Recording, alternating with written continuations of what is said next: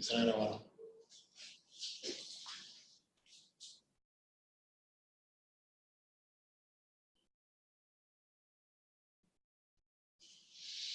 Sí, Federico, ¿cómo estás? Por lo que veo acá, ahora la primera es, ¿qué significa el R cuadrado? ¿Y qué significa significatividad? Bueno, en principio son dos cosas distintas. R cuadrado, recuerden que la idea es qué proporción de la variabilidad en una variable, en una serie que uno quiere explicar, está logrando explicar en base a un modelo, ¿sí? A un modelo que trata de ayudarte a, no necesariamente predecir, pero sí decir de qué factores depende, quizá en algún caso, una variable. Entonces, un R cuadrado alto quiere decir, logré explicar tanto por ciento de la relación con la que estoy trabajando. Por ejemplo, piensen que tienen una relación entre ventas y el gasto en publicidad, por decir algo. ¿Sí? Tengo una relación entre ventas y publicidad. La variable que quiero explicar es las ventas. ¿Cuánto logro vender en función de, por ejemplo, cuánto estoy gastando en publicidad? Ahí le doy un cachito más de zoom al pizarrón, así se ve un poco más. ¿Sí? Me corro yo. Entonces, quiero ver cuánto logro explicar de las ventas totales que yo tengo. Y eso en función de cuánto gasto en publicidad.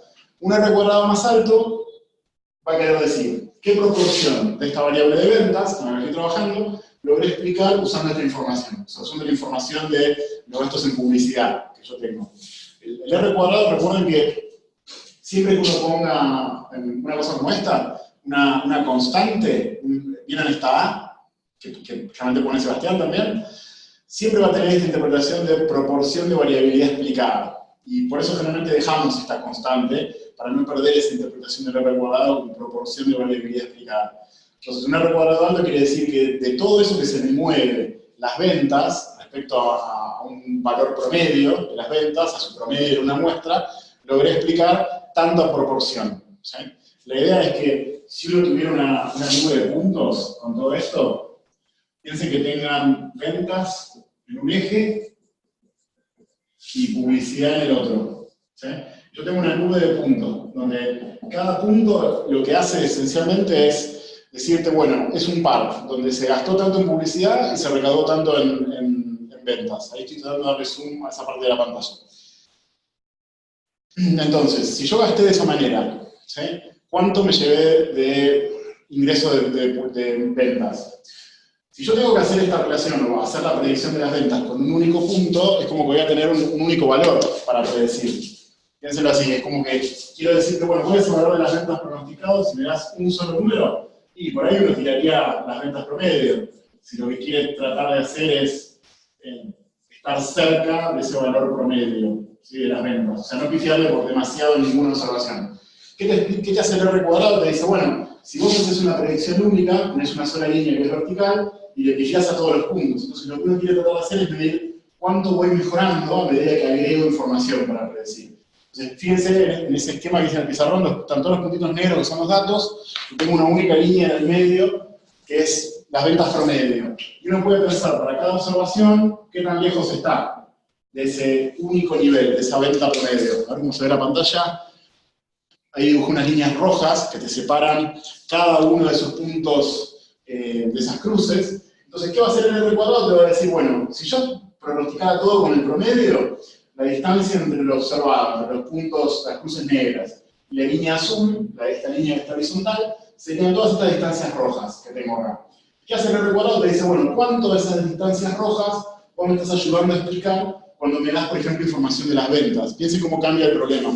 Cuando uno quiere predecir cuál va a ser mis ventas, si no te doy ninguna información, uno por ahí diría, bueno, te tiro la venta promedio.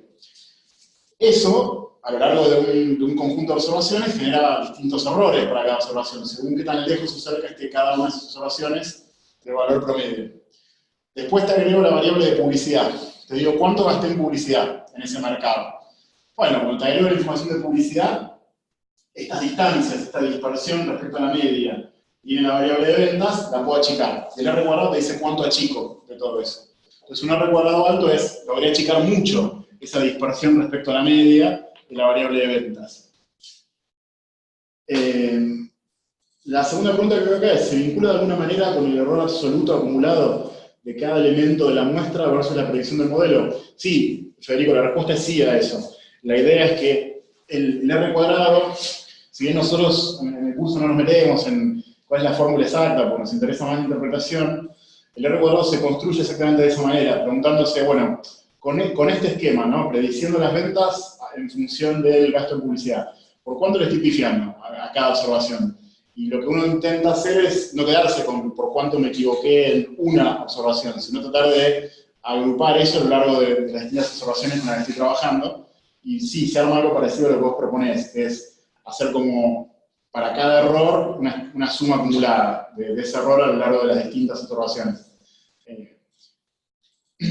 No sé si te respondí. A ver, sigo leyendo entonces. Pregunta de Julieta. Un R cuadrado alto diría que hay menor distancia entre las cruces negras y la línea media azul. Claro, Julieta, un R cuadrado alto lo que te dice es, esa distancia entre las cruces negras y la línea media azul se achicó mucho cuando vos agregaste, por ejemplo, en el caso que yo estaba trabajando recién, agregué cuánto gasté en ventas, perdón, cuánto gasté en publicidad en ese mercado. Es exactamente eso. Federico, ¿qué rango toma el R cuadrado? El R cuadrado va de 0 a 1, siempre y cuando el modelo tenga lo que llamamos intercepto, constante u ordenada al origen. Acá, en la pantalla, a ver cómo se llega a ver, por otro lado, subo un cachito. Ven que yo puse un ventas igual a más B por lo que gasté en publicidad. Bueno, esa A es el intercepto constante. Siempre que vos tengas un intercepto en tu modelo, el R cuadrado va a estar entre 0 y 1. Cuando vos lo saques, el R cuadrado podría ser negativo, y la intuición es que sacar el intercepto es como que te puede ir peor que si hicieras tu pronóstico solamente usando la media de las ventas. Entonces te puede ir todavía peor. Por eso te puede dar negativo en ese caso. Leo una consulta de Silvina. Yo tengo, a ver, para el práctico precio de compra del barco hay que tomar todos los datos de la tabla. A ver, Silvina, si te estoy siguiendo. ¿Qué se hace en ese caso cuando es muy variable? ¿Cuál es muy variable, Silvina? Perdón.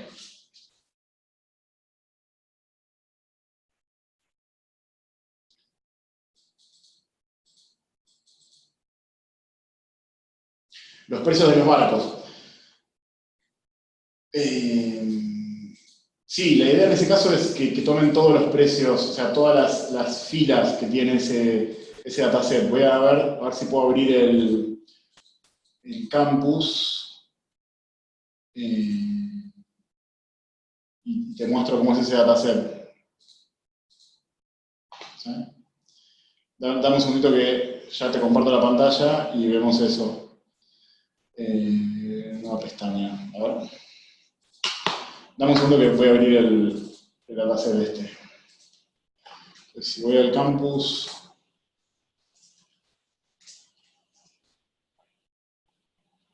yo creía que estaba abierto.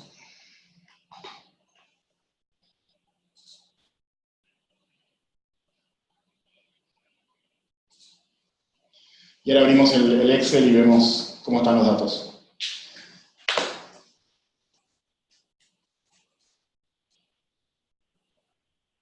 Este es un ejercicio 3. Entonces, por ejemplo, para el TP, Decision Tree, TP2. A ver.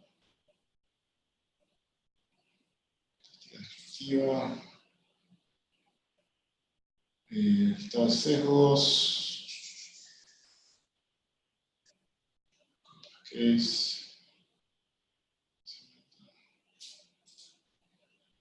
Es este TP, ¿no? El TP3. ¿Se lo voy a ver?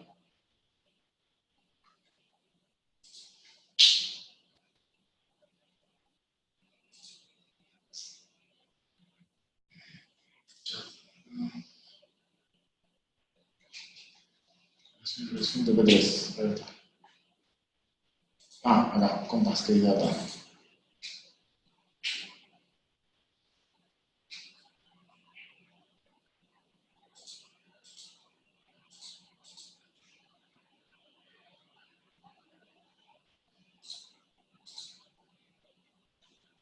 Bien, acá lo tengo abierto. En este TP lo que ustedes tienen es la fecha de la venta, nombre del barco, sale price. Entonces sí, la idea es que usen en principio todas las observaciones, por más que haya mucha variabilidad en la I. Lo tomemos esta como la columna que uno quiere tratar de explicar. Uno quiere tratar de explicar el precio de venta de los barcos. ¿Qué pasa cuando la I es muy variable? Bueno, un potencial problema es que la I varíe mucho, incluso cuando uno toma en cuenta las características del barco. Ahí lo que nos va a pasar es que el R cuadrado no va a ser tan alto, porque, por ejemplo, si dada una edad del barco, dada una capacidad de volumen de carga, dado un valor del índice de flete, yo puedo tener valores muy distintos del precio del barco, probablemente mi modelo no va a tener un muy buen R cuadrado. ¿Por qué? Porque, bueno, gran parte de la variabilidad, la variable que quiero explicar, que en este caso es sales price, no va a poder ser explicada por estas otras tres. Y eso no es que es un problema de los datos, es algo que tengo que tratar de resolver, pero no descarten datos a priori. O sea, no saquen observaciones porque el precio sea muy distinto a las otras. ¿Sí? Paso a una pregunta de Jessica sobre la ANOVA. En el apunte dice que más importante es el F. ¿Qué pasa si tenés un modelo con 3 variables, con un R cuadrado por encima de 0,91, pero cuando lo saco una variable y el F sube de forma proporcionalmente más grande que lo que baja el R cuadrado? Bueno, en general, Jessica, para comparar modelos, más que el R cuadrado, usa el R cuadrado ajustado. Es ese R cuadrado que baja como un poco el puntaje cuando vos pones muchos predictores para comparar modelos y te quedás con el que tiene R cuadrado ajustado más alto. Después lo que tenés que chequear quizá es que ese R cuadrado ajustado más alto se asocia a un modelo en el que el test F de bien, o sea, que el test F te diga, mira, alguna de las variables sirve en este modelo. Pero para comparar modelos, enfatizo eso. Usen el R cuadrado ajustado. Vuelvo a una de Silvina. Los precios de los barcos que hay en la tabla, dice que la volatilidad es muy alta. Ok, sí, puede... Ah, perdón, no se ve el Excel. ¿Ahora? ¿Ahora sí se ve el Excel? ¿No? A ver. Voy a...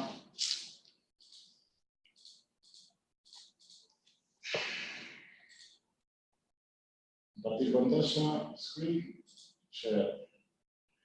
¿Ahora?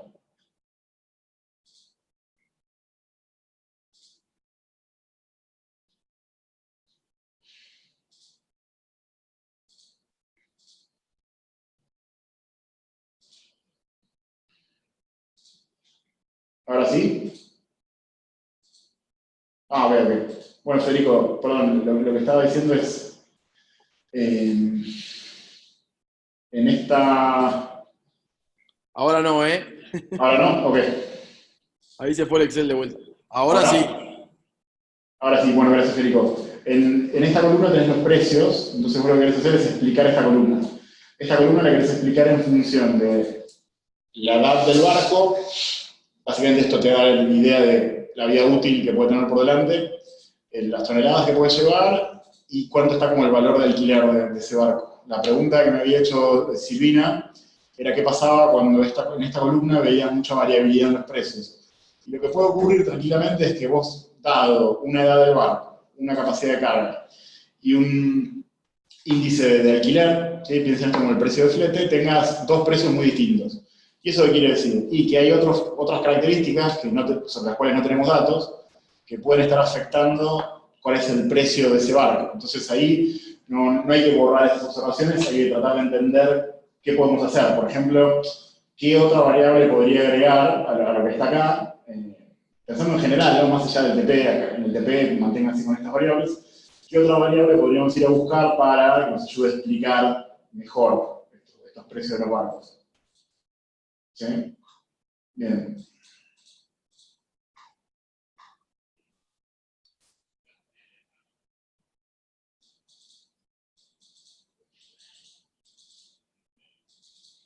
Bueno, respondo a esa pregunta de Ana. Para comparar un modelo de regresión, sí, se usa el R cuadrado ajustado. La idea es, cuando vos tenés que elegir entre dos modelos distintos, y esos modelos distintos tienen distinta cantidad de predictores, usá el R cuadrado ajustado. Porque cuando vos agregues predictores, el R cuadrado va a tender a dar un poquito mejor, o al menos no empeorar, Y eso te puede llevar a una elección de modelos que favorezca a un modelo con más variables explicativas, más variables del lado derecho, que quizá en el que quizá la inclusión de esas variables adicionales no paga los costos de incluirlas.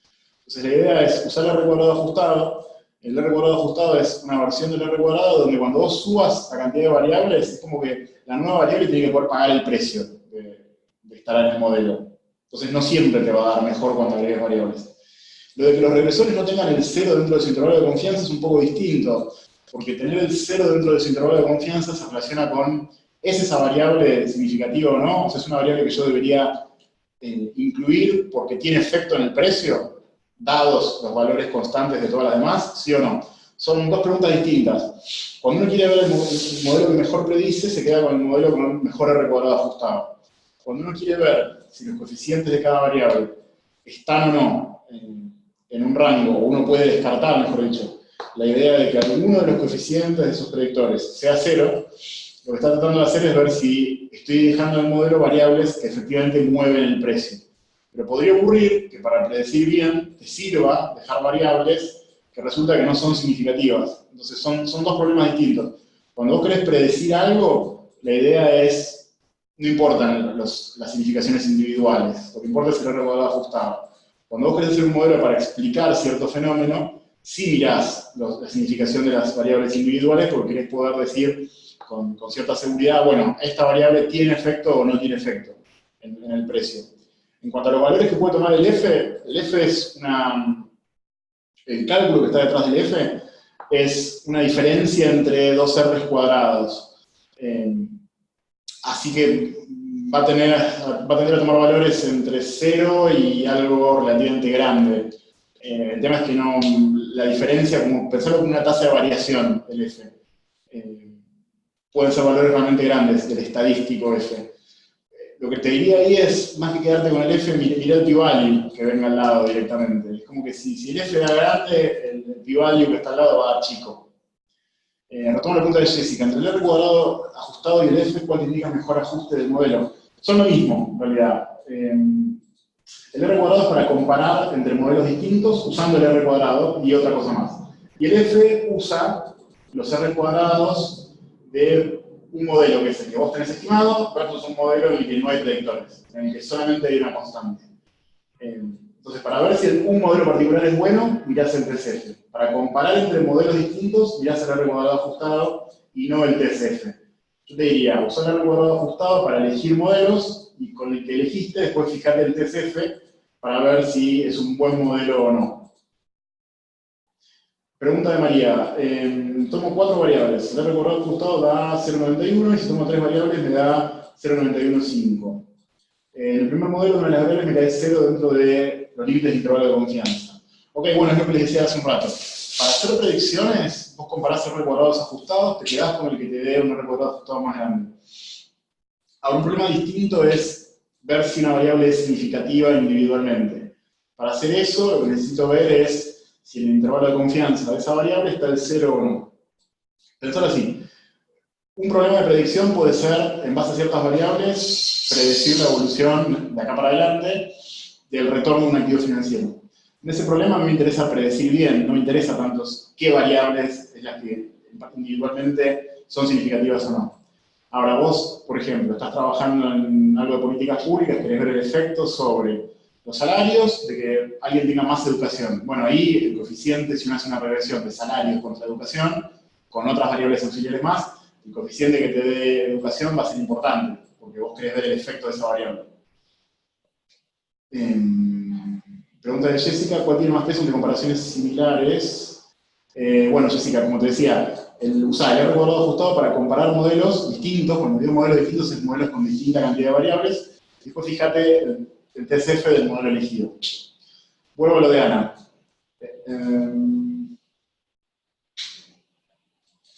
Observé que cuando un regresor tenía el 0 dentro de su intervalo de confianza, dice Ana, el R cuadrado ajustado era mayor en el modelo sin ese regresor. La pregunta es si ese modelo sería mejor al otro. No necesariamente. El R cuadrado ajustado, tomalo cuando vos quieras hacer predicciones. Bueno, lo que a mí me importa es predecir bien y no solamente el R cuadrado ajustado. Y no me interesa el intervalo de confianza de un regresor en particular. ¿sí? De hecho, perfectamente puede pasar que el R cuadrado esté más alto en un modelo que tiene más predictores que otro y en el cual algunos de esos predictores son no significativos individualmente. O sea, son variables que parece que no tienen efecto de forma individual en la variable que está del lado izquierdo. Pregunta de Federico. Según lo que dice Anita, si una variable no es significativa, porque tiene el 0 en el intervalo de confianza, pero tiene mejor R cuadrado ajustado, lo dejas. Bueno, depende de lo que quieras hacer. Si ahora te dicen que quieres hacer forecasting, que es hacer pronóstico, sí, la dejas. No importa que no sea significativa individualmente. Lo que vas a mirar para hacer pronóstico es R cuadrado ajustado, una métrica que te habla de qué tan bien predice ese modelo. Si vos querés desentrañar efectos de ciertas variables sobre, por ejemplo, ventas sobre publicidad, yo quiero estimar bien cuál es el efecto de subir el gasto en publicidad en términos de lo que recaudo de ventas, bueno, ahí es un problema si una variable me da no significativa, la tendría que sacar.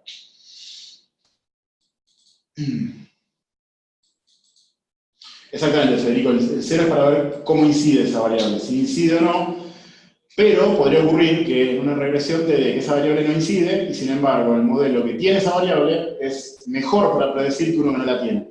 ¿Por qué puede pasar eso? Porque muchas veces cuando uno usa muchos predictores, esos predictores pueden estar correlacionados. Entonces, recuerden la intuición de lo que tratan de hacer esos coeficientes que uno trata de estimar. Que tratan de decir, bueno, ¿cuál sería el efecto de mover esta variable sobre la I, sobre lo que quiero explicar, si dejo todo lo demás fijo? El tema es que si tus predictores se mueven juntos, ¿sí? Suelen estar muy correlacionados, le va a costar mucho a mínimos cuadrados saber cuál es ese valor, ese coeficiente, porque como vos les decís, decime cómo cambia la I cuando yo cambio este valor, esta X particular, este predictor particular. Pero las predictoras se mueven todos juntos. Entonces, nunca ve cambios en esa X, dejando constante las demás X, como para poder saber qué pasaría. Por eso es que te da estimaciones muy precisas que pueden llevarte a ver que una variable parece que no sirve, porque no es significativa individualmente, pero sin embargo, cuando la dejas en el modelo es mejor para la parte de forecasting. Voy a una pregunta de Jessica. ¿El p-value alto o bajo qué sería? A ver, un segundito, antes de lo de Jessica y Lina. Si queremos ver si una variable incide en un modelo, nos fijamos si el 0 cae en el intervalo de confianza o no. Claro, eso es para ver si el intervalo de confianza incluye el 0 o no. Te sirve para ver si, en base a esa muestra, podés decir que esa variable afecta a la I. O sea, publicidad afecta a ventas, sí o no. Pero, para hacer un problema de pronóstico, no necesariamente mirarías eso. Es más, probablemente no lo mirarías. Mirarías el R cuadrado ajustado. Para ver cómo están siendo mis predicciones respecto a lo que pasa en la realidad. Vuelvo ahora sí a la de Jessica, el p-value. P-value alto o bajo, ¿qué sería? Esa es la pregunta de Jessica. Y acota, en la teoría dice p-value alto es malo para la variable. Bueno, están todos viendo mi pantalla, ¿no? ¿Me confirman eso? Así puedo escribir algo acá en el chat. ¿Se está viendo? Sí, bueno. Piénsenlo así. El p-value lo que trata de calcular, vos estás haciendo un test de hipótesis. Ese test de hipótesis es, ventas tiene efecto, por ejemplo, versus ventas no tiene efecto. ¿Sí? Entonces uno podría escribir, no tiene efecto ventas como que mi hipótesis inicial, una hipótesis inicial sería que B es igual a 0. Si yo escribo B es igual a 0, ¿sí? Escribo B es igual a 0, ¿qué quiere decir? Que en la ecuación que tengo detrás mío, si yo pongo B igual a 0, es como que vos vas a mover el gasto en publicidad y las ventas no se enteran si B es igual a 0. Pará, Entonces, porque se está viendo el Excel. ¿Sí, perdón? Se está viendo el Excel de tu pantalla. No sé si estás mostrando otra cosa. La pantalla se ve, pero se ve el Excel. Perfecto, gracias. Entonces escribo en el Excel, estaba escribiendo en el chat, así que se veía ahí también. Si no, voy al pizarrón en un segundito. Lo que quiero hacer es esto. ¿Cómo veo si una variable tiene efecto o no? Si en lo que tengo escrito atrás en el pizarrón, que ustedes están viendo ahora, pongo B igual a 0, lo que pasa es que vos me movés las ventas, me movés el gasto en publicidad y no se me mueven las ventas. Ventas no se enteran. Entonces, decir que una variable no es significativa es como decir no va o no tiene efecto. ¿Sí? Sí, es que no estoy hablando nada más. No estoy escribiendo nada en ningún lugar. Estén tranquilos con eso. No fui al pizarrón todavía. Lo que quiero que vean es lo que está, o recuerden lo que está en el pizarrón. A ver, pongo stop share un segundito. Lo que está ahora en el pizarrón. ¿Sí? Ventas en función de publicidad. Esa relación que puse, que está atrás mío. Si en esa relación yo tengo...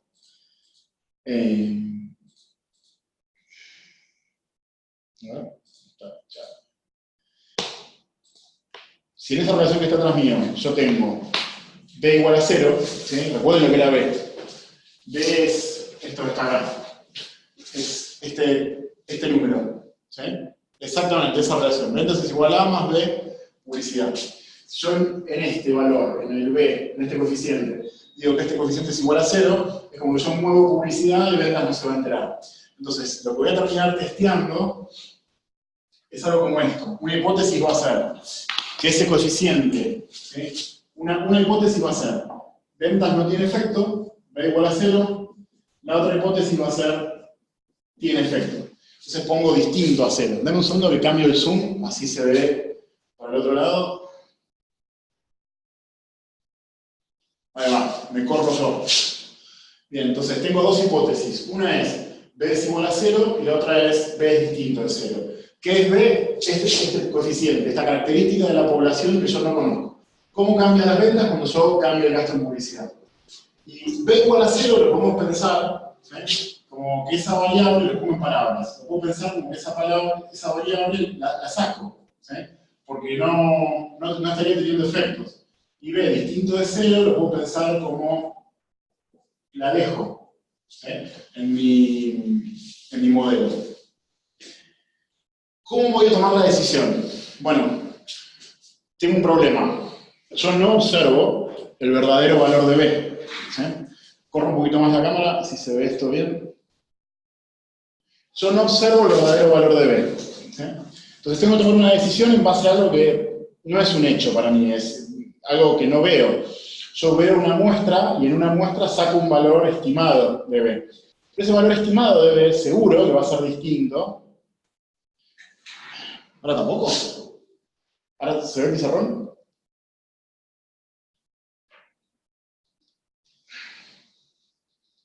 ¿Ahí? ¿Eso?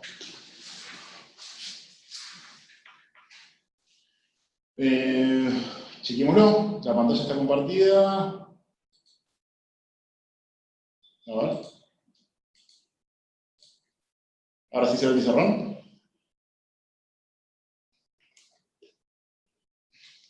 Bueno, se llama una grieta acá. Si se ve o no se ve el pizarrón. Algunos lo ven. Avísenme, a ver, lleguemos a un consenso de que se vea. A ver, ok, ahora todos lo ven. Bien, buenísimo. Fíjense, cuando yo digo bajo una hipótesis que B es igual a 0, estoy diciendo mover el gasto en publicidad, el gasto en ventas no se entera. Cuando digo que B es distinto de 0, una segunda alternativa, estoy diciendo muevo el gasto en publicidad, las ventas se integran, las ventas cambian cuando haces esto. Entonces, ¿cómo hacemos para tomar una decisión sobre cuál es la alternativa con la que me voy a quedar? ¿Me quedo con la hipótesis inicial o con la otra? La salida de regresión se ve pero con mucho zoom. ¿Okay? Vamos a bajar el zoom, si quieren. ¿Sí? Cuando uno tiene que tomar una decisión en función de unos datos, quizá me voy a equivocar. Entonces, ¿qué trata de hacer el p-value?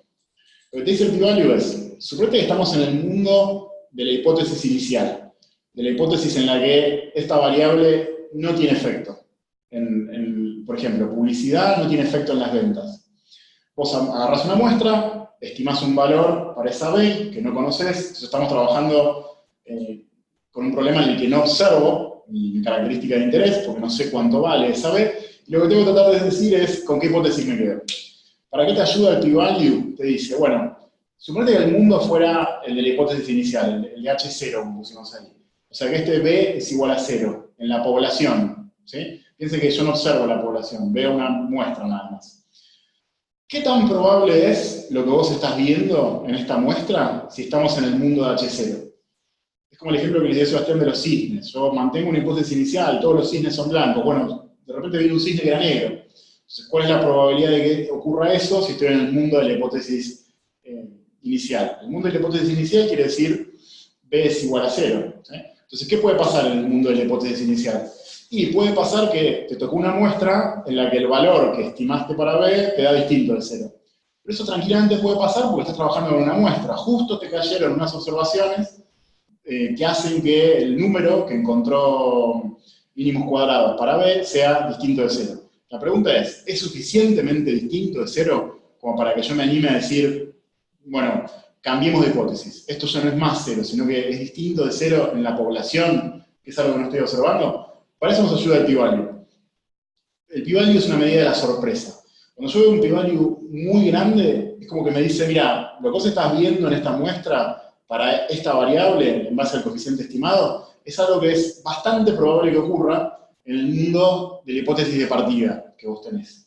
Y por otro lado, un p-value muy chico te está diciendo, mira, vos estás viendo algo que en el mundo en el que B es igual a 0, o sea, B es igual a 0 y saca una muestra, es algo realmente poco probable que ocurra. Entonces, les hago esta pregunta. Si ustedes tienen una hipótesis, ven un p-value chico. Un p-value chico lo asociamos con sorpresa. Está pasando algo que es muy poco probable en el mundo de la hipótesis nula. ¿Cómo se sienten con respecto a esa hipótesis nula?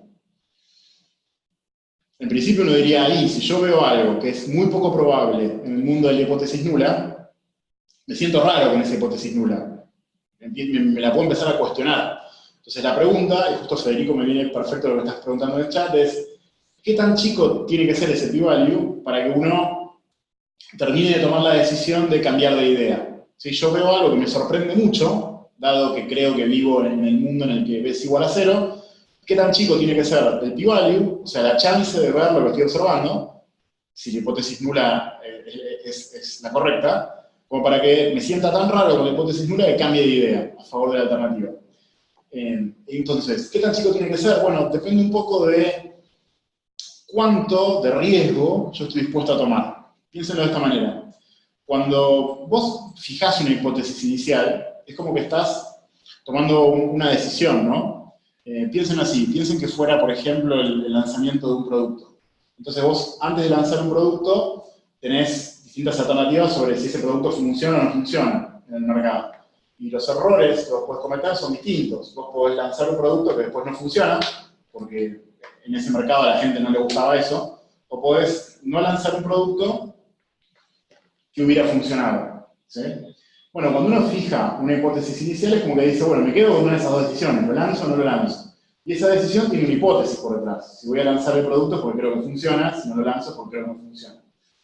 En este test de hipótesis estamos haciendo exactamente eso. Es como, mira, hasta que me cuenten algo nuevo, yo me quedo con la hipótesis inicial, que es esta variable no afecta. Publicidad no afecta ventas. Cuando me llegue información nueva, estoy dispuesto a cambiar de idea. ¿Qué pasa cuando llega información nueva? Uno agarra unos datos, se calcula el p-value, y entonces uno tiene que tomar una decisión. Dado este p-value que es chico, o sea, estoy viendo algo que me sorprende ver, bueno, ¿cuán chico tiene que ser el p-value para que uno cambie de idea? Y eso depende de qué tan dispuesto estás a tomar riesgos cuando cambias de idea. Piénselo así. Con el caso del lanzamiento del producto sería, mi decisión inicial, si nadie me da más información, es no lanzo el producto, porque temo que si lanzo un producto que es un fracaso que es público, de alguna manera. Si yo no lanzo un producto que hubiera funcionado, no se entera nadie. Entonces, hasta que no me llegue más información, no lo lanzo. ¿Cuál es la hipótesis? El producto es malo. Llega información. Estás viendo algo que es muy poco probable de ver si el producto no fuera valorado por los usuarios. Entonces, ¿vos qué decís? Bueno, ¿estoy suficientemente dispuesto a cambiar de idea? ¿A pasar a decir que el producto es bueno, por lo tanto lanzarlo? Puede ser, pero depende del riesgo que yo me banque de cambio de idea, lanzo el nuevo producto y el nuevo producto no funcionó. ¿Y por qué no funcionó? Porque yo tomé una decisión basada en una muestra, porque vi un p-value muy chico en esa muestra, y entonces lo que termina pasando es, ok, viste algo que era muy poco probable en el mundo de H0, pero sin embargo tenía cierta probabilidad de ocurrir. Entonces, ¿cómo ponemos un corte entre estas situaciones? Habrán visto unos ejercicios que les menciona un alfa, un nivel de significatividad. La idea es que ese nivel de significatividad, ese alfa, lo que te dice es cuánto riesgo te bancás cuando cambies de idea. O sea, cuánto riesgo te bancás de cambiar de idea y después arrepentirte de haberte cambiado de idea. En el caso del lanzamiento del producto es, yo digo el producto es malo, por lo tanto no lo estoy lanzando. Bueno, cambié de idea. Pasé a decir que el producto era bueno y lo lancé. ¿Me puedo equivocar? Sí, me puedo equivocar. cuál es el riesgo, cuál es la chance de equivocarme que yo me banco. Si el p-value me está dando más chico que la chance que yo me banco de equivocarme, cuando cambie de idea, entonces me mando, me animo a hacer esto. ¿Sí? Entonces, hay una regla que es que uno va a cambiar de idea, ¿sí?, cuando el p-value sea chico. ¿Qué tan chico tiene que ser el p-value? Bueno, cuando el p-value sea menor que el alfa, la decisión que uno va a terminar tomando es rechazar H0. ¿Sí? A ver cómo se ve, le saco un poquito de zoom a la pantalla. Y la oriento un poquito más para acá. Un poco más abajo. ¿Sí?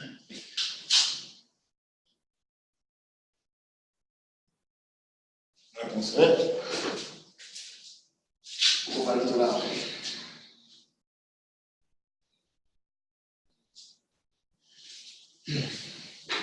Bien. Entonces, para responderte, Federico, ¿de qué depende el p-value? Bueno, el cálculo del p-value indirectamente termina estando afectado por el dataset. Pensémoslo así. Si vos sacás una muestra muy chica, ¿sí?, hay que tomar en cuenta el tamaño muestral a la hora de calcular el p-value. O sea, aparece, si uno viera la fórmula con la que se calcula, sí, está dentro del tamaño muestral de alguna manera, pero lo que trata de hacer el p-value, como se lo va a calcular Excel, y esa fórmula no hace falta que ustedes la conozcan. De hecho, no hay una fórmula única para el p-value, depende del problema en cuestión. Lo que vamos a hacer es interpretarlo, el p-value. Acá me pregunta qué es el alfa. El alfa es lo que habrán escuchado como significación, nivel de significación. ¿Sí? Ese es el alfa, nivel de significación. Es esta tolerancia que uno tiene al riesgo. Lancé el producto porque cambié de idea. Empecé diciendo que el producto era malo, después pasé a decir que el producto era bueno y lo lancé, porque decía que era bueno. Y cuando lo lancé, me fue mal. Eso tiene un riesgo de ocurrir. Cuando uno cambia de idea, tiene un riesgo de después arrepentirse, de darse cuenta, bueno, en realidad me fui con una hipótesis cambiando H0 por H1, o sea, la hipótesis inicial la cambié por otra cosa, y después me di cuenta que me equivoqué, que la hipótesis inicial era la correcta. Entonces, el alfa es, o nivel de significación, es cuánto de ese riesgo uno se banca. Y eso es algo que depende del contexto, de qué tan importante es la decisión que estás tomando en base a esa muestra. Tomen el alfa como una tolerancia al riesgo. Yo tengo una hipótesis inicial. ¿Estoy dispuesto a cambiarla? Sí. ¿Hasta qué punto estoy dispuesto a cambiarla? ¿Cuál es el riesgo de arrepentirme, que yo me banco cuando cambie de idea? Bien. Pregunta de Julieta. ¿El error se suma, se resta o cuándo se debe incluir? Te respondo en un segundito, Julieta. Cerremos esto del p-value. Entonces, pregunta Ana, la comparación del p-value y alfa depende más de cada uno que de cálculos cuantitativos. Bueno, la regla que escribí de atrás, p-value menor a alfa, rechazo H0, no, eso siempre es así. De hecho, por eso es tan sencillo hacer los test de hipótesis con el p-value, porque uno directamente mira el p-value, no tiene que saber la fórmula del estadístico de prueba. Esa regla de decisión con esa dirección de si este p-value es menor que el alfa, entonces rechazo, eso es intuitivo y es general, o sea, siempre va a ser esa. ¿Por qué? Porque si el p-value te está diciendo cuál es la probabilidad de observar lo que estás observando en el mundo de la hipótesis nula, ¿sí?, y da muy chico, quiere decir veo algo que era re poco probable en el mundo de la hipótesis nula. Entonces, ¿cómo pongo el límite de hasta dónde me sorprenden estas cosas? En el alfa.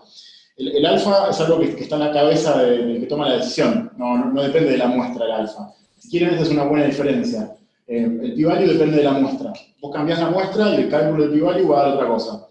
El alfa es una característica que viene de una regla de decisión del tipo que tiene que tomar una decisión en función del test. Si el valor del alfa es personal, a ver, sí y no. En principio uno podría preguntarte cuál es tu alfa. Más allá de eso, si ven generalmente cómo son los papers que usan una salida de regresión, van a ver que directamente ponen p-value de cada coeficiente, y lo que hacen al lado es poner, bueno, si el p-value fue o no menor que 10%, 5%, 1%, como que van comparando el p-value contra distintos alfas posibles. para ver en qué momento esa variable se hace significativa, o sea, cuándo logran que el p-value sea menor que el alfa.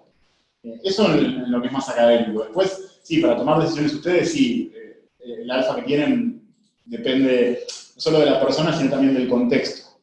Pensarlo así, si vos vas a tomar una decisión y esa decisión no es muy importante, es como que te bancás un alfa relativamente grande, te bancás muchas chances de cambiar de idea respecto a tus hipótesis y después decir, me equivoqué. Si la decisión no es importante, te bancás alfas grandes. Ahora, si es una decisión muy importante, en la que si vos pasás de una hipótesis inicial a otra hipótesis alternativa y luego te arrepentís, para vos es muy costoso, bueno, vas a querer un alfa más chico, ¿sí? Porque te querés cuidar más de ese error. En ese sentido se podría decir que es personal. Pero no solo que es personal, en términos de cuántos riesgos se van con una persona, sino depende mucho del contexto. Una misma persona ante una decisión importante va a tener un alfa. Esa persona ante una decisión poco importante va a tener otro alfa. Pregunta de Federico. ¿El p-value representa entonces la probabilidad de que cada regresor sea cero? Sí, estrictamente, Federico, el p-value es cuál es la probabilidad de ver lo que estoy viendo, ¿sí? Pensá que con esa muestra vos estimás un valor para el coeficiente, ¿sí? Ese valor no nos dio cero. Bueno, ¿cuál es la probabilidad de ver valores como el que me dio, o más lejos del cero todavía, en base a una muestra en el mundo del H0? Ese es el p-value. Entonces, esa es la definición como técnica del p-value, pero intuitiva es medida de sorpresa. P-value chico, mucha sorpresa, porque estoy viendo algo que es muy poco probable. Y no necesitan calcular ustedes el p-value, va a estar calculado en la salida de regresión de Excel. Voy a una pregunta de Julieta, ¿dónde lo veo el alfa? El alfa no va a estar en la tabla, sino que es algo que vos comparás de alguna manera. Vos comparás el p-value de la tabla contra un alfa. En situación de examen, por ahí va a decir, fíjese si esta variable es significativa al 5%, 10%, 1%, lo que sea, ¿sí? Pero no va a estar en la tabla, es algo que en el contexto del examen te va a preguntar directamente el enunciado y más en general lo vas a fijar vos, el alfa. Y había una pregunta que nos había quedado pendiente de más atrás, de Julieta, la del error. Si el error se suma, se resta. ¿Me aclaras un poco, Julieta, a qué hace referencia esa pregunta?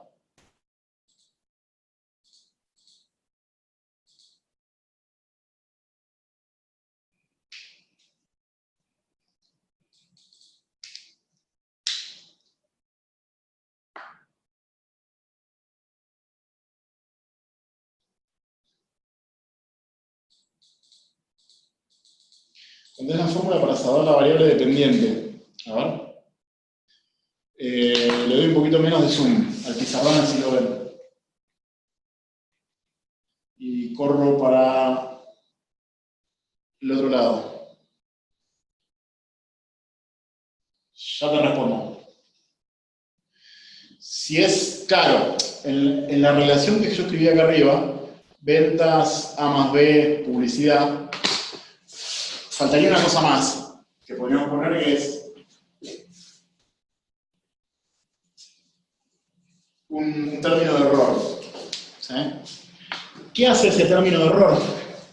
Lo que te dice es, bueno, suponete que conocieras la población, sabes quién es A, sabes quién es B. Siempre vas a hacer la predicción correcta de la I, piensa en esta relación de ventas y publicidad. Yo te digo quién es A, te digo quién es B. Lo que te pregunto es, ¿me puedes decir cuál es el valor esperado de las ventas en función de cierto nivel de publicidad? Bueno, tenés el gasto en publicidad, tenés A y tenés B. Supongamos que los conocemos, esos verdaderos A y B. Bueno, mi predicción, en base a eso, ¿tiene error cero? Y no, porque siempre va a haber algo más que yo no tuve en cuenta, algo que puede ser puramente aleatorio o que puede ser variables que no incluí en mi modelo, que está afectando la cantidad vendida. Por ejemplo, vos tenés una relación entre ventas y publicidad. Y durante el periodo en el que hiciste la medición, la economía de ese país andaba bien o andaba mal.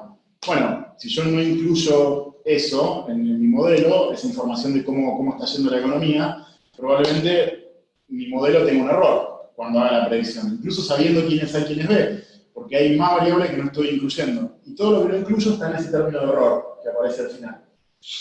Entonces, ese término de error, sí, iría sumando. Es una característica de la población también. Yo hago esta relación entre ventas y publicidad. ¿Cuál es el término de error? El tema es que no es observable ese término de error, porque ese término de error depende de poner del lado derecho el verdadero valor del A y el B, y yo no sé quiénes son esos valores. Entonces es una característica de la población, ese error.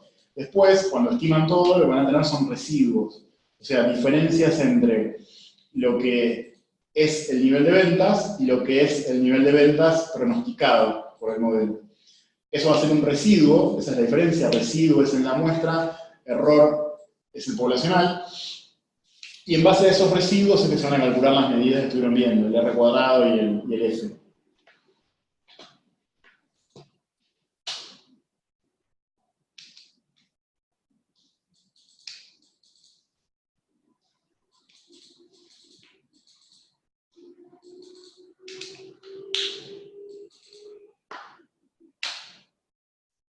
Los leo, a ver.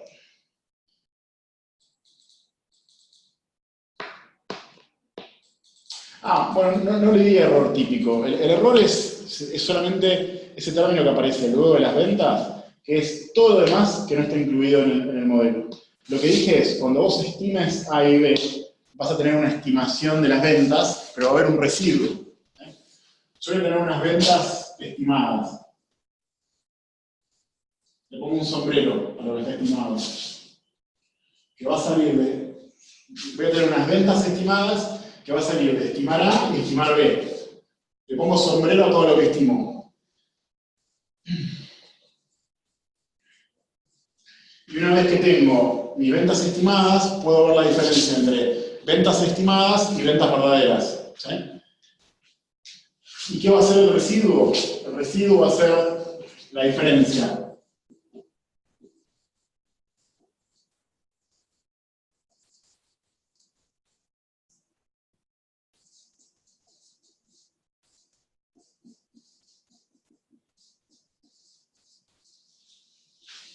¿Sí?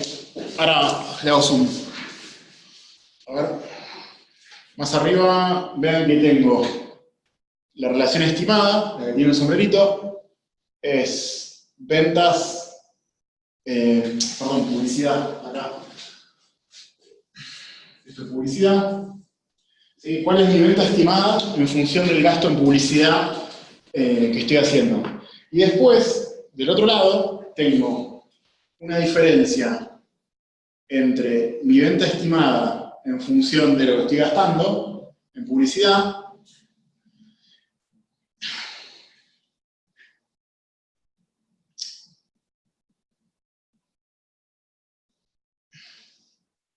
arriba. Ahí lo enfoco. Ahí está. Mi diferencia entre ventas, mis ventas estimadas, y ese es el residuo. La diferencia entre lo que es y lo que estimé que era. ¿Sí?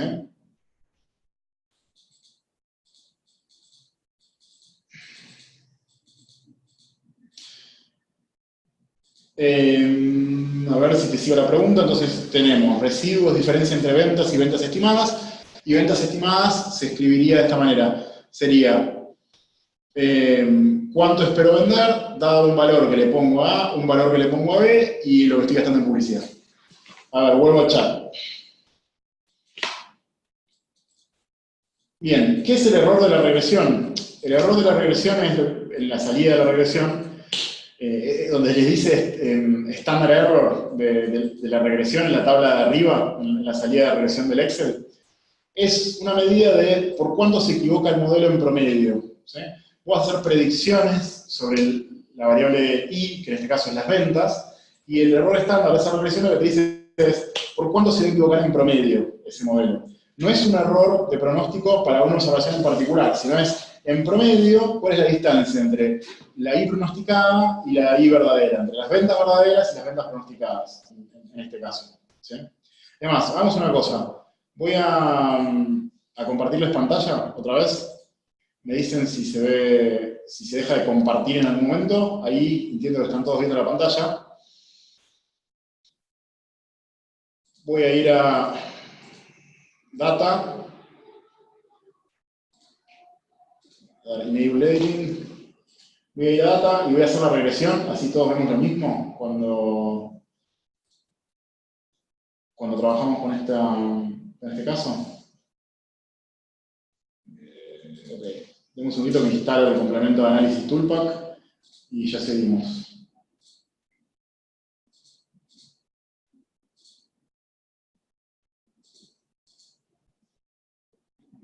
Bien, si yo voy a Data Analysis y hago el análisis de regresión, ¿sí? Entonces ponerle que quiero explicar esta variable, quiero explicar el precio de venta, y pongo como input range otra de las variables, pongo los años, las tres cosas, y voy a hacer la regresión. Así ven todas las salidas. En esta tabla, ¿sí? Cuando dice standard error, a ver, chequemos si se está viendo todo. Están viendo la pantalla, ¿verdad? Entiendo que sí. Bien, acá cuando le dice standard error, en la salida de la regresión, lo que le está diciendo es por cuánto se equivoca el modelo en promedio. No es por cuánto me equivoco para un caso particular, o sea, para una observación con tal cantidad de años de antigüedad, tal cantidad de volumen de flete, etc., sino es en promedio por cuánto se equivoca. Entonces, el error que vos estás pensando es este. Esta es la pregunta de Julieta. Voy con la de Federico. Pregunta si es necesario usar dos variables que parecen similares, year build y age scale. Bien. A ver, Federico, dame un segundo, cerramos la pregunta de Julieta. No debería incluirlo. Sí, lo tenés en cuenta este error, pero este error que estoy marcando acá, este error de la regresión, lo que te dice es ¿por cuánto espero que se equivoque el modelo en promedio? Entonces esto me dice, mira, el modelo se equivoca en promedio en 9,88. 9,88 ¿en qué está medido? Y en la misma unidad que esté medido esta columna. Entonces el modelo se va a equivocar en promedio, en sus evaluaciones, en 9,88 millones. ¿Sí? ¿Te sirve para eso? No, bueno, a la hora de hacer el pronóstico no lo incluís. Ahora, perdón, ahora te entendí la pregunta. A la hora de hacer el pronóstico del precio no incluirías este error estándar, porque esto es cuando se equivoca el modelo en promedio. A la hora de hacer el pronóstico, vos lo que dirías es un barco con tal cantidad de años, tal precio del flete, tal volumen, usando la estimación de los coeficientes, que lo que te permiten es como evaluar cada atributo, cuánto vale, pero no lo incluís para hacer el pronóstico esto. Esto te da una idea de por cuánto se va a equivocar este modelo. Este modelo se equivoca en 9,88 millones de dólares, en promedio en la evaluación. Bien, vuelvo entonces ahora con la pregunta de... se me fue. Federico. Si incluimos year build y age at sale. ¿Sí? A ver, veámoslo. Pensémoslo así. No todo es comparar el R cuadrado ajustado. Esa es una forma muy correcta de hacerlo. A ver, si uno quiere predecir mejor, debería probar con y sin, estoy de acuerdo. En este caso, por ahí lo podemos hacer más artesanal. Digo, si yo ya tengo, piénsalo así. Yo tengo esta variable, age at sale, y tengo esta variable que es año en el que se construyó. Básicamente son la misma información. La única diferencia entre esta columna, la de edad del barco, y la de año construido es la diferencia con el tiempo. ¿Sí? ¿En qué tiempo? Bueno, la diferencia entre el año de construcción y la fecha de venta. Entonces, la información que está acá, uno podría pensar que es más o menos la misma, y por otro lado, si uno usa la variable age at sale, es como que es más transparente esa información. ¿Por qué? Porque uno podría pensar que lo que importa es la antigüedad del barco, no tanto el año construido. ¿Sí? Más antigüedad, hay que ver cómo afecta el valor del barco. Si es un bien que se va depreciando, más antigüedad quizá tiene un efecto negativo en el precio de venta. ¿Sí? Que me quedan menos años de vida útil por delante. Entonces, en este caso, más allá del R cuadrado ajustado, uno podría mirarlo artesanalmente. Esta columna es prácticamente la misma información que está acá, la que me está dando. Entonces, tiene sentido poner dos variables que miden más o menos lo mismo y que una tiene un formato, piensen que interpretar esta serie es más complicado que interpretar esta. Bueno, en principio pensaría que no, que con poner solamente HRC estaríamos bien. A ver, Federico. Sí, bueno, el índice de Baltic te referís a esta columna, al valor de alquiler. Sí, esta serie debería ir. ¿Sí? La intuición es, si vos estás evaluando el barco ¿qué te da? Servicio de transporte, es un barco de carga. Entonces, ¿de qué depende el flujo que te puede generar ese barco en función de los servicios de transporte? De cuánto puede transportar, que es la carga, y de cuánto puedo cobrar eso. ¿Sí? Esta columna es un poco diferente a las otras, pero fíjense que la columna de age y la columna de deadweight tons son características del barco. Esta columna es un índice, es un precio de mercado, entonces por eso es que hay distintos barcos en la misma fecha con el mismo valor para esta columna. Porque son todos barcos que se vendieron en la misma fecha cuando el alquiler o el valor de mercado del flete estaba en cierto nivel. ¿Te referís a algún índice, algún vínculo entre el índice y la fecha de construcción? Sí, lo que puede afectar al modelo, tenés razón, a ver, lo que puede afectar al modelo es si hubiera algún componente que no estamos incluyendo, que tenga que ver con el paso del tiempo, quizá. Por ejemplo, imagínate que agarrás esa típica comparación que hacen los periodistas deportivos, transacciones de jugadores de fútbol, cuál fue más caro que otro. Y comparás la transacción del mercado pasado de Neymar con la de Crespo hace 20 años atrás.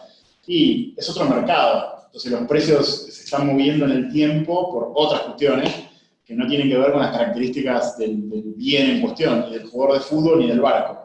Eso puede estar pasando, pero más que con la variable de year build, por ahí lo podríamos modelar el hecho de que se está moviendo algo en el tiempo poniendo una variable de fecha de la transacción en el modelo. No tanto fecha de la construcción del barco, hagamos una analogía con los jugadores de fútbol. Es como si para evaluar el jugador de fútbol pusiéramos la fecha de nacimiento del jugador. Y eso no es lo que se está moviendo en el tiempo. Lo que se está moviendo en el tiempo es condiciones generales del mercado. ¿Sí? Entonces, si yo tuviera acá, por ejemplo, datos quizá que cubren un periodo temporal más largo, fíjense que acá tenés ventas de enero de 2017 y después tenés ventas de mayo del 08. Si tuviera un periodo de tiempo más largo, por ahí tendría sentido poner una variable que sea fecha de la transacción. O sea, poner dummies, si quieren, con distintos meses de la transacción. Y si esto tuviera un periodo muy largo de tiempo y tendría ya demasiadas dummies de meses, poner directamente tiempo transcurrido, medir el tiempo transcurrido desde cierto momento, pero el tiempo de la transacción, no de cuándo se creó ese bien. ¿Sí? Por el mismo motivo que les decía en los jugadores de fútbol, lo que va cambiando en el tiempo para los jugadores de fútbol es el mercado de transacciones de jugadores.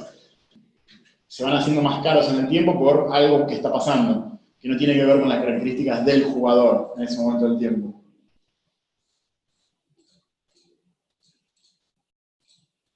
Bueno, gracias, Federico.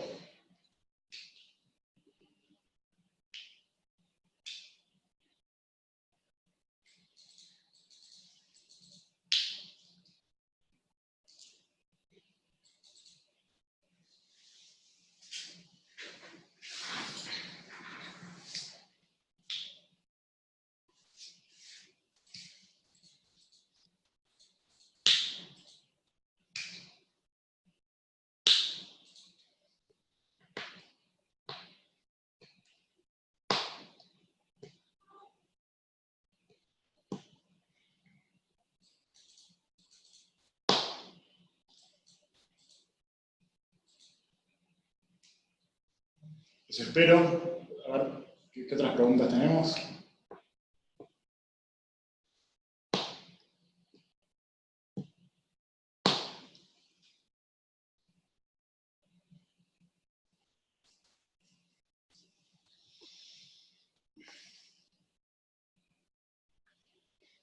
A ver, cierro yo un segundito.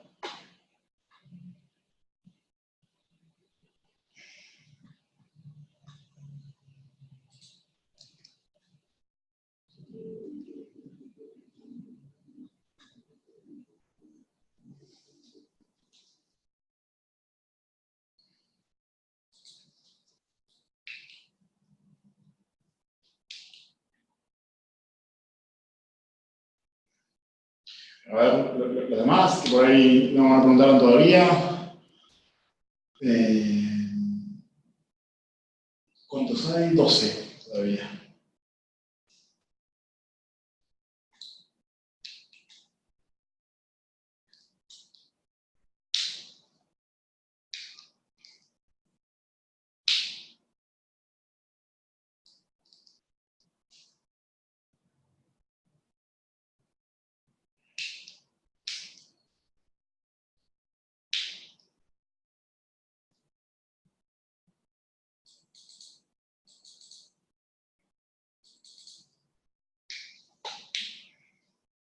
Bueno, yo los espero, ¿eh? Piensen tranquilos, a ver si hay alguna otra cuestión.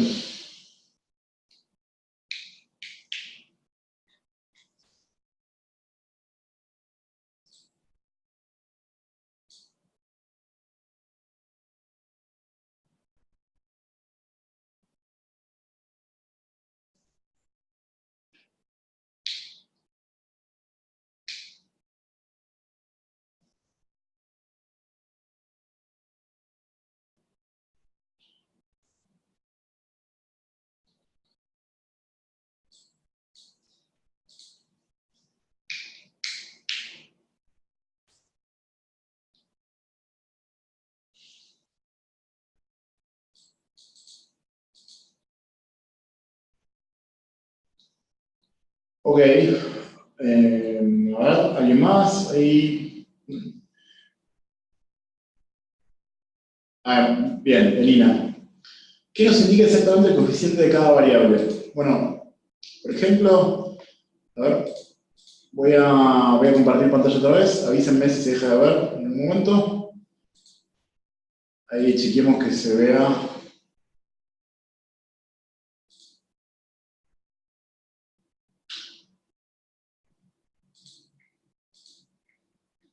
¿Sí? ¿Se está viendo todo? ¿Me confirman si se ve la pantalla?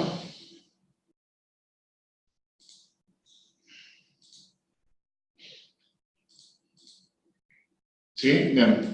Por ejemplo, estimé este coeficiente. Este es el coeficiente de la primera variable que yo había puesto, que era age at sale. ¿Qué me dice este coeficiente? Me dice, supone que agarras dos barcos que son exactamente iguales en cuanto a las variables 2 y 3. 2 y 3 es capacidad de carga y valor del alquiler en ese momento del tiempo, pero que difieren en un año de edad, por ejemplo. ¿Cuánto esperás que cambie el precio de venta de ese barco?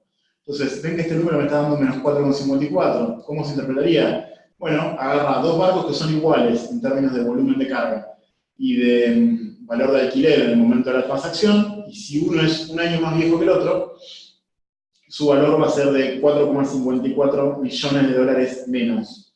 Entonces te está diciendo no solo la dirección en la que esperás que cambie el precio, eso te lo dice el signo, es negativo, como esperábamos, más antigüedad del barco, menos valor, porque tiene menos valor de uso de ahí para adelante, sino que también te dice cuánto cambia, el número te dice el cuánto. O sea, aumento en 1 la cantidad de años de la edad del barco, me baja el valor en 4,54 millones de dólares. Y se interpretaría de una manera similar para las otras, por ejemplo, la segunda, 0,24 y pico. ¿Qué es la segunda? La segunda es capacidad de carga, volumen.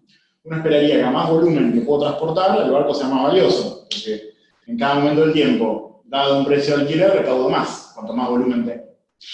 Entonces, ¿qué le está diciendo esto? Agarrar dos barcos exactamente iguales en las otras variables, age y valor de alquiler, moveme esta en una unidad, ¿sí? En este caso, en una unidad quiere decir en 1000, ¿no? Porque está medida en miles.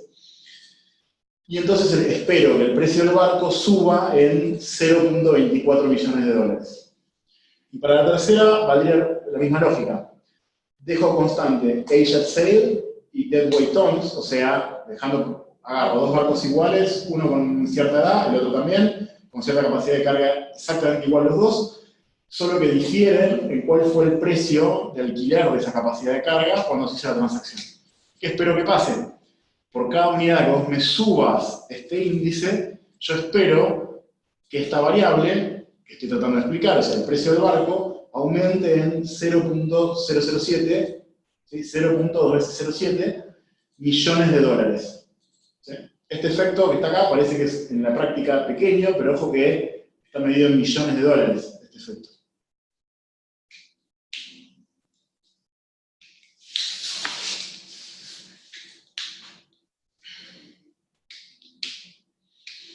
Bien, de nada vino.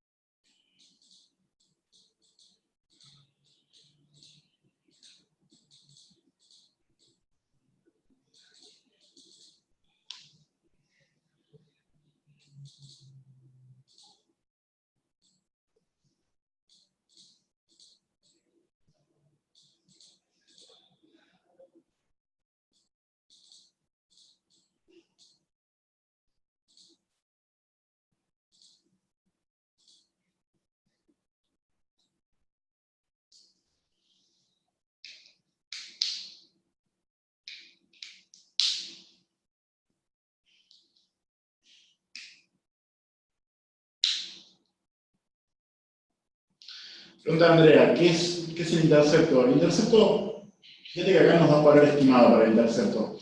Si yo vuelvo a la imagen que ustedes tenían en el pizarrón, el intercepto es esa A que habíamos escrito, cuando escribíamos ventas igual a A más B, etcétera, más ventas publicidad, cuando escribíamos esta relación, a ver, copié la ventana incorrecta, a ver, ahí va. Cuando escribíamos esta intersección, esta fórmula, el A acá es el intercepto. ¿Sí? Es una constante, es permitir que el modelo tenga una constante incluida, que yo no hago solamente depender las ventas esperadas de lo que gasté en publicidad, sino que le doy algo más. Ese algo más es el intercepto.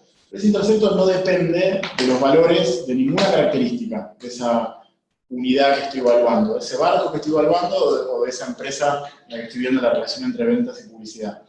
Y acuérdense que el intercepto en general no se interpreta, ¿sí? No piensen que este 44 que está acá es el valor de un barco cuando los predictores que estoy usando se pongan todos en un nivel de 0.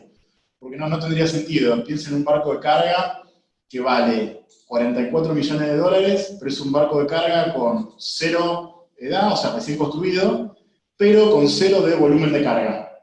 O sea, es un barco de carga que no puede transportar nada.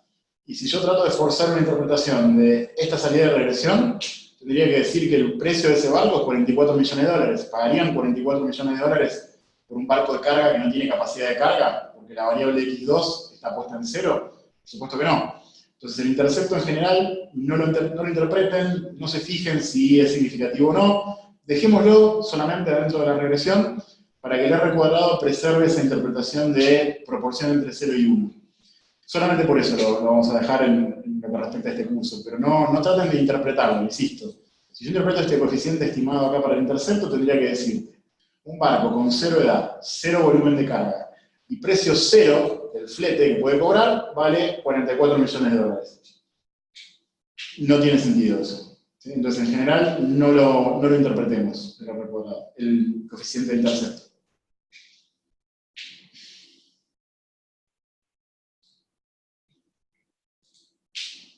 Bien, Andrea. ¿Qué más?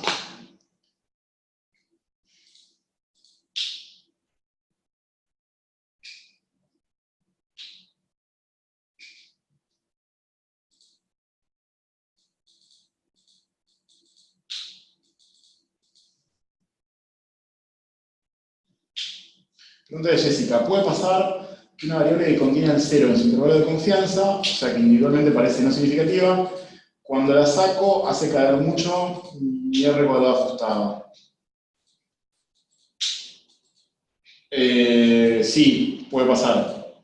Y una forma de que eso pase, o sea, tenés una variable que individualmente parece que no tiene efecto sobre la que querés explicar, pero cuando la sacás del modelo baja mucho el R cuadrado ajustado. Sí, eso puede pasar, y una de las formas de que pase eso es que estés poniendo variables del lado derecho que están muy correlacionadas. Entonces, variables del lado derecho muy correlacionadas, lo que terminan generando es que los efectos individuales se estiman de una manera súper imprecisa, como que no sabemos bien cuál es el efecto de una variable, dejándolas más constantes, porque le cuesta un montón a mínimos cuadrados identificar eso. ¿Cómo identifico el efecto de mover una variable dejando todo lo demás constante, cuando en la práctica todo se mueve junto, si las variables están correlacionadas? Entonces sí, está perfecto. Ese, Jessica, es un caso donde una variable puede ser no significativa individualmente, pero sin embargo conviene dejarla a la hora de decidir qué modelo uso para hacer forecasting. Claro, entonces la dejás. Ese como que son dos problemas distintos. Forecasting es un mundo en el que vos querés predecir bien.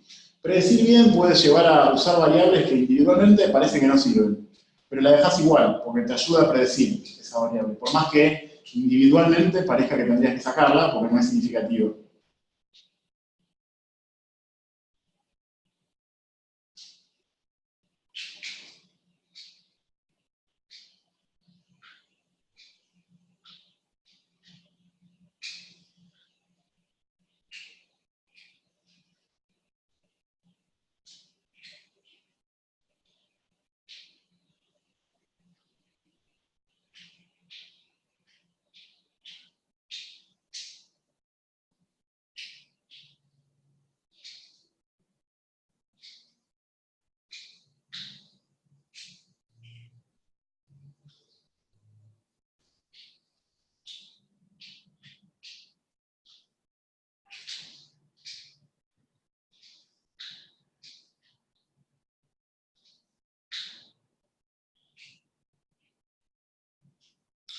A ver, pregunta de Lina. ¿Por qué nos pregunta si nos dan el valor de Capital Index a mayo de 2018? A ver, un segundo de Lina que abro la consigna. Igual me parece que la consigna estaba... A ver, acá. Le dan el valor de Capital Index para mayo de 2018.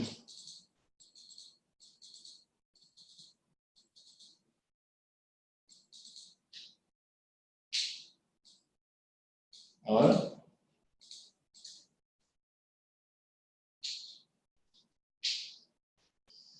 Sí, sí, nos dan, porque fíjate que hay algunas observaciones en las que pertenecen a mayo de 2008, entonces este índice es el precio de mercado del alquiler en ese momento del tiempo.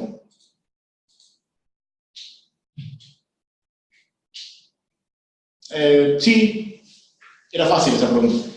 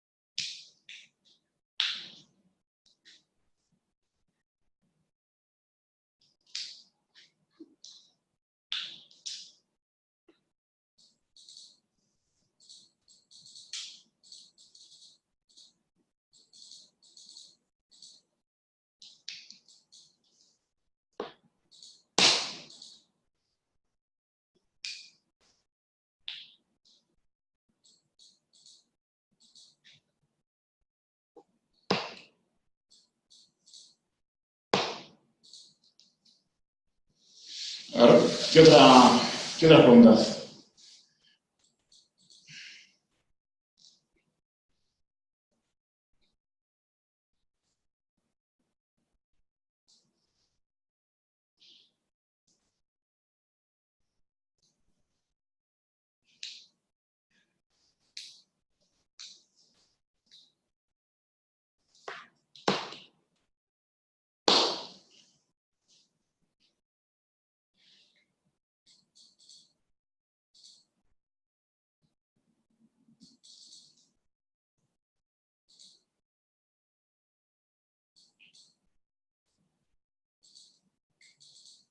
Bueno, gracias Jessica.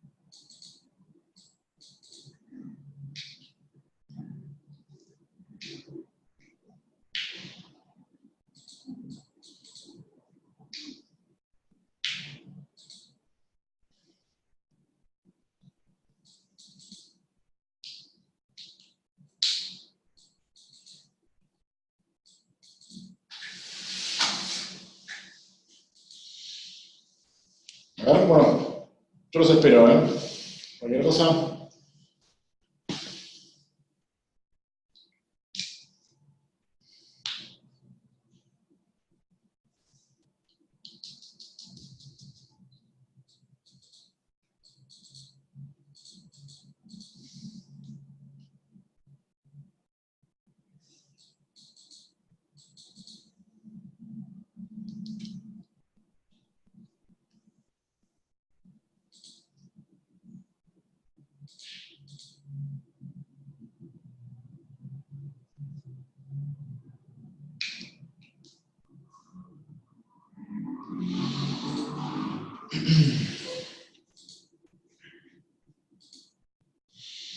Sí, Andrea, vamos a ver qué tienen los coeficientes.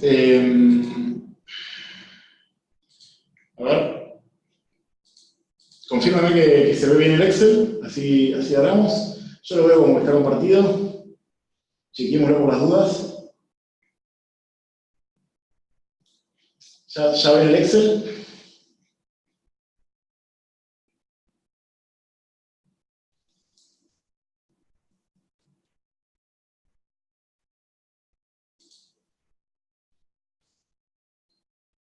¿Sí? ¿Están viendo el Excel? Bueno, los coeficientes, ¿cómo se interpretarían? Esto es, primera variable era la edad del barco al momento de la venta. Entonces, este coeficiente me dice, déjame constante todo lo demás. Todo lo demás es lo que está incluido en el modelo, o sea, capacidad de carga y precio de alquiler. Dejando constante estas dos cosas, ¿cuánto espero que cambie el precio del barco cada vez que cambio en una unidad la edad del barco? Y en una unidad la edad del barco, como la edad del barco está medida en años, es por año que yo cambio. Entonces espero que si me das dos barcos exactamente iguales, con la misma capacidad de carga y con el mismo precio de alquiler por unidad de transporte, por unidad transportada, es el precio de mercado, espero que el barco que tiene edad un poquito más grande tenga un valor negativo en 4,54, o sea, 4,54 millones de dólares menor que el otro barco, el que tiene una edad un poco menos avanzada, o con una unidad menos, digamos. Entonces lo que me da es, ¿cuál es el cambio esperado en el valor del barco cuando yo voy moviendo esta variable, por ejemplo la edad? Y lo mismo aplica para las demás variables explicativas, para el volumen transportado y para el precio de alquiler en cada momento del tiempo. Entonces espero que cada vez que cambio en 1000 unidades, porque la variable de volumen está en miles, cambiarlo en unidades es cambiarlo en miles, ¿sí? Está en toneladas métricas, espero que el precio del barco cambie el 0,24 dejando constante tanto la edad como el precio de alquiler. Es el efecto solamente de cambiar. Me das dos barcos iguales, uno con un poquito más de volumen, espero que ese precio sea 0,24 millones más alto. Y para el precio de alquiler es lo mismo. Me das dos barcos con la misma edad, mismo volumen de carga, si subieras un poco el precio de alquiler, ¿sí? En el momento de transacción, esperaría que el precio del barco suba en 0,007.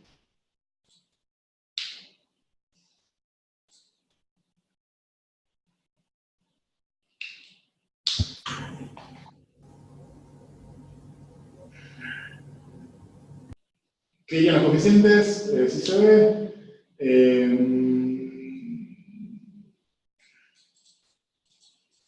Pregunta de Julieta. ¿Cómo sería el valor que espero? ¿En realidad es raro ver un negativo? Bueno, a ver, ¿dónde, Julieta? Chequémoslo. Ver un negativo del efecto de la variable de edad, me parece que por ahí era lo que uno se imagina, ¿no? Antes de hacer la regresión.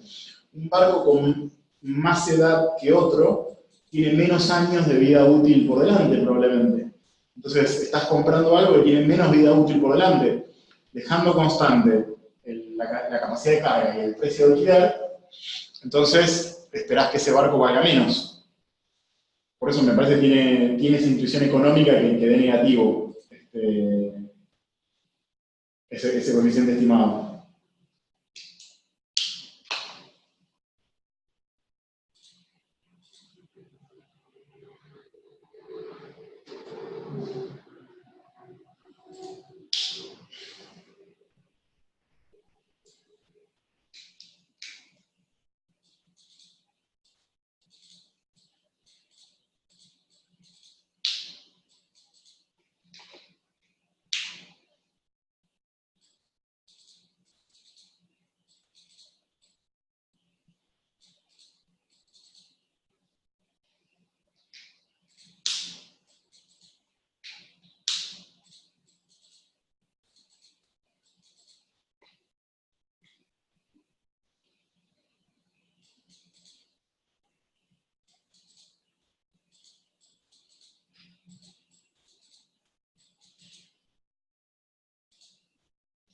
Bien, ¿qué otras preguntas? No, nada. Hasta luego, Andrea.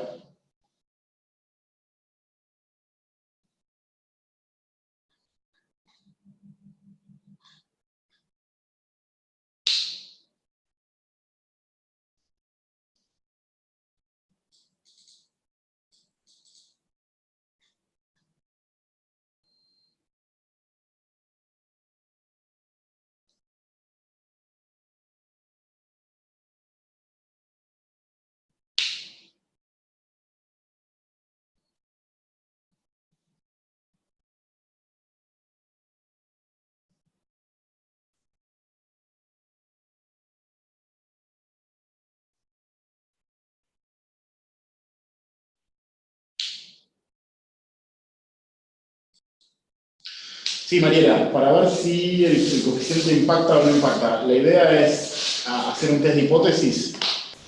A ver, le doy zoom otra vez acá atrás. Tengo esta relación, ¿no? Ventas, hicimos un ejemplo de ventas con publicidad. Ventas como una función de lo que gasté en publicidad. Y la hipótesis ¿es igual a cero el coeficiente de las ventas? Perdón, de la publicidad, o sea, no importa cuánto gasto en publicidad para ver cuánto vendo, versus una alternativa que es sí importa.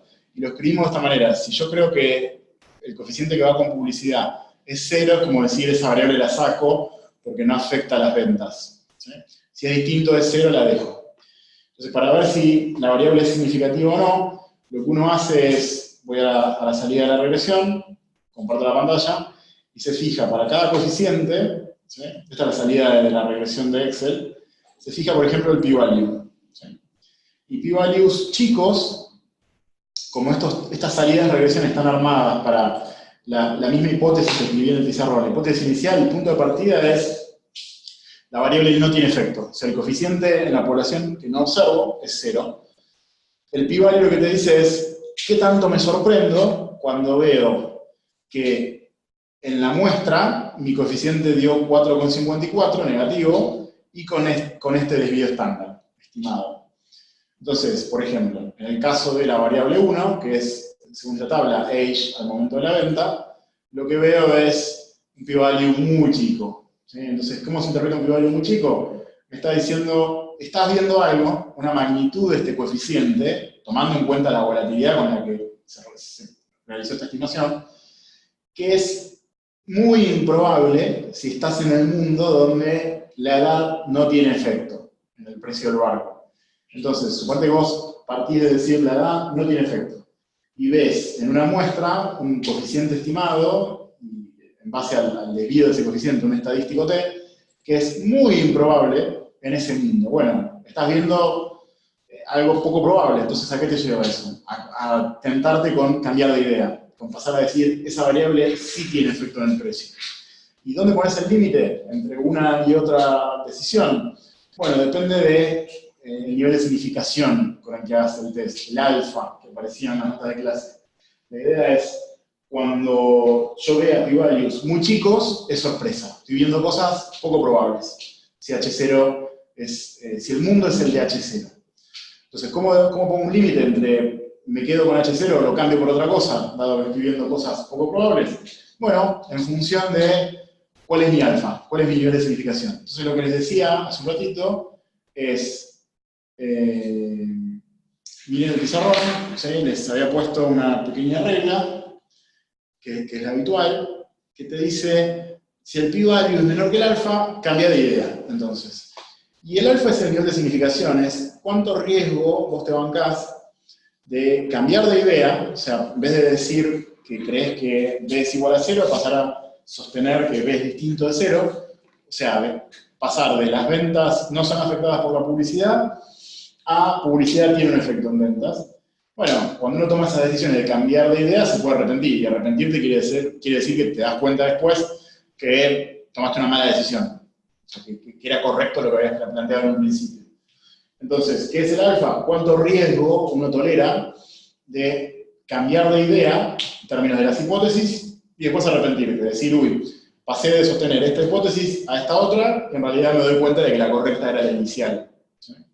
Entonces, cuando vos tenés un p-value muy chico, menor que el alfa, quiere decir, veo algo que es re poco probable, y sobre todo que es menos probable, tiene una probabilidad menor que alfa, donde alfa es cuánto riesgo yo tolero de pasar de una hipótesis inicial a otra hipótesis y arrepentirme. ¿Y por qué me puedo arrepentir? Porque la hipótesis inicial, la que abandoné, era la correcta en todo esto.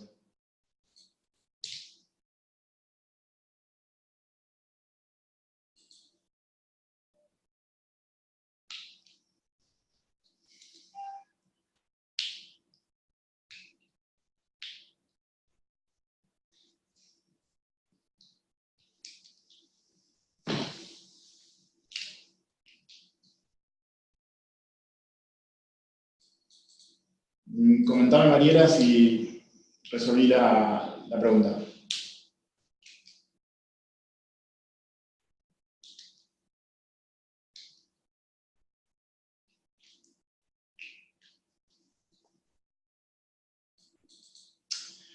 Claro, la idea, Mariela, es, hay distintas formas, vuelvo a compartir la pantalla, distintas formas de hacer el test. Una es mirar el p-value, y en función del p-value ver si el p-value es menor a ese alfa. La otra es directamente agarrar el intervalo. Fíjate, acá tenés un intervalo de confianza, ¿no? Pues sabemos que el verdadero valor de este coeficiente no va a ser 4,54, esto es lo que dio en una muestra. Es una forma de hacer el test de hipótesis con el intervalo de confianza, es agarrar el intervalo de confianza, y fijarse si el intervalo de confianza incluye el 0. Si el intervalo de confianza no incluye el 0, entonces, con un nivel de significación de 5%, porque fíjate que este intervalo tiene confianza 95, o sea, probabilidad 95% que el verdadero valor del coeficiente está acá adentro, eso deja una chance de 5% de equivocarme, con alfa 5% puedo cambiar de idea, o sea, decir, este efecto en la población no es 0, porque el intervalo de confianza me está diciendo que es negativo, y negativo entre estos dos valores, entre estos dos números no está el 0. Ambas formas de hacer el test de hipótesis te van a dar la misma decisión, y son totalmente consistentes entre sí. Entonces pueden usarla que les resulte más fácil para hacer estos tests.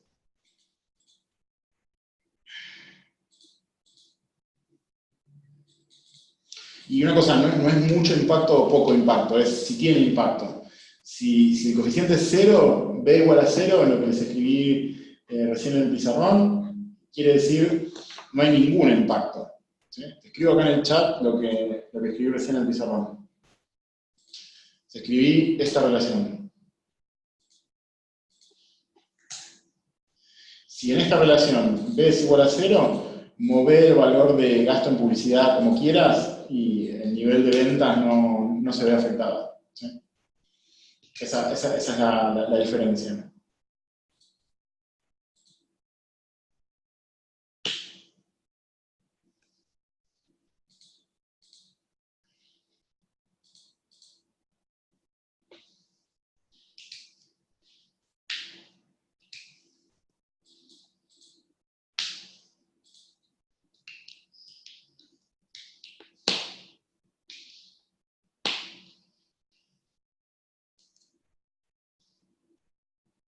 Claro, Mariela, si no es 0, tiene impacto en el valor de venta. Es exactamente eso. Sí.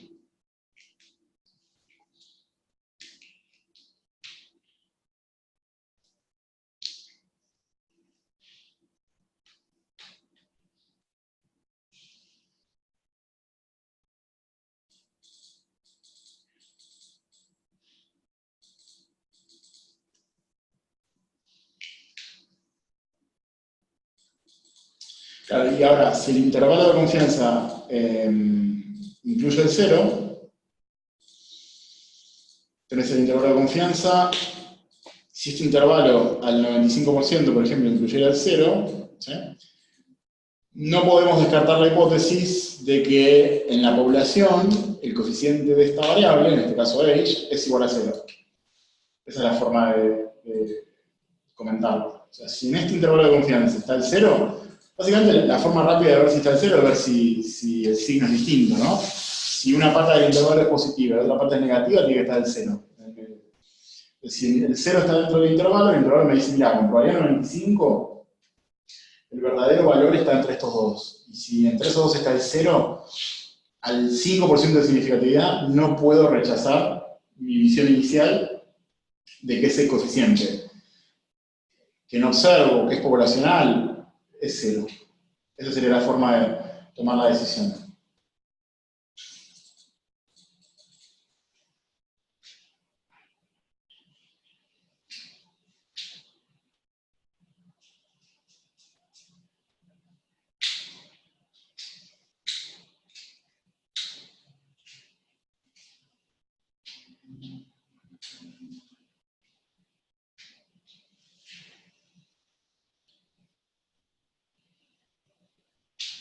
Bueno, perfecto, Mariela.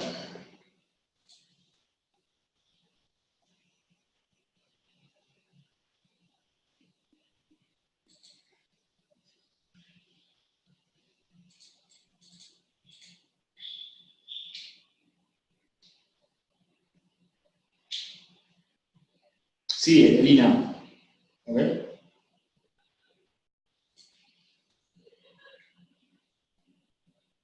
A ver, Elina, Mariela, Lucas y Ana, son los que continúan.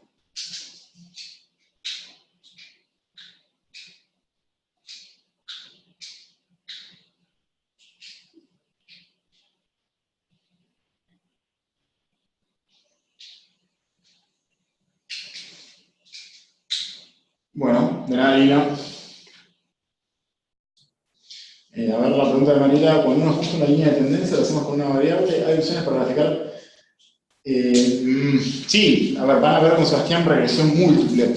Regresión múltiple es, tengo más de un predictor del lado derecho, como lo que hicimos de los barcos, donde vos tenés la edad, el volumen de carga, el precio del flete, como variables que te pueden ayudar a predecir mejor el precio de la transacción. Sí, la idea es que lo van a ver en la próxima reunión.